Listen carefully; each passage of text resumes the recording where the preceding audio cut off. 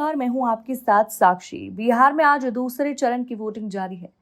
सर्द मौसम के बीच सुबह से ही मतदान केंद्रों पर मतदाताओं की लंबी लंबी कतारें देखी जा रही हैं। बुजुर्ग से लेकर युवा तक हर कोई लोकतंत्र के इस महापर्व में अपनी भागीदारी निभा रहा है। लेकिन इस बार का चुनाव सिर्फ विकास या बेरोजगारी का नहीं, बल्कि भरोसे और भविष्य की दिशा तय करने वाला चुनाव माना जा रहा है। जहां एक और मुख्यमंत्री नीतीश कुमार अपने अनुभव और शासन की स्थिरता का दावा कर रहे हैं, वहीं तेजस्वी यादव युवाओं को रोजगार और बदलाव का सपना दिखाकर जनता से समर्थन मांग रहे हैं।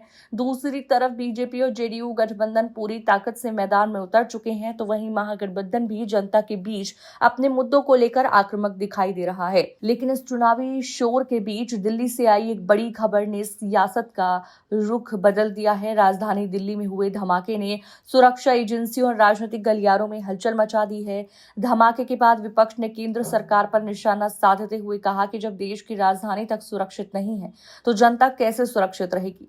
विपक्ष का आरोप है कि अमित शाह दिल्ली के एक होटल में बैठकर बिहार चुनाव की रणनीति और कथित हेराफेरी की प्लानिंग कर रहे हैं। इन आरोपों ने राजनीतिक तापमान को और बढ़ा दिया है। बीजेपी ने विपक्ष के इन दावों को बेसिर पैर का बताते हुए कहा कि विपक्ष जनता के मूड को भांप चुका है और अब निराधार आरोपों का सहारा ले रहा है। पार्टी ने कहा कि जनता ने विकास देखा है, सड़कों से लेकर बिजली, शिक्षा और महिला सुरक्षा तक हर क्षेत्र में सुधार हुआ है और यही विश्वास इस बार भी एनडीए की जीत दिलाएगा। वहीं तेजस्वी यादव ने अपने भाषणों में बेरोजगारी को सबसे बड़ा मुद्दा बनाया है। उन्होंने कहा कि हम नौकरी देंगे, पलायन रोकेंगे और बिहार को नए युग में ले जाएंगे। उनके इस नारे को युवाओं में अच्छा समर्थन मिलता दिख रहा है। दूसरी तरफ नीतीश कुमार ने अपने अनुभव और सुशासन की नीति को भी अपनी ताकत बताया है।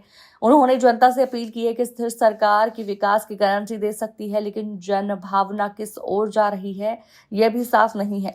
चुनाव आयोग ने सभी मतदान केंद्रों पर कड़ी सुरक्षा व्यवस्था की है। दिल्ली ब्लास्ट के बाद बिहार में भी सुरक्षा एजेंसियां चौकन्नी हो गई हैं। प्रत्येक बूथ पर केंद्रीय बलों की तैनाती की गई है और निगरानी के लिए ड्रोन कैमरों का भी इस्तेमाल किया जा रहा है। महिलाओं और पहली बार वोट डालने वाले युवा मतदाताओं में भी गजब का उत्साह देखा जा रहा है। कई जगहों पर महिलाएं सुबह सुबह वोट डालने पहुंची और कहा, हम बदलाव चाहते हैं, अब की बार सोच समझ कर वोट देंगे।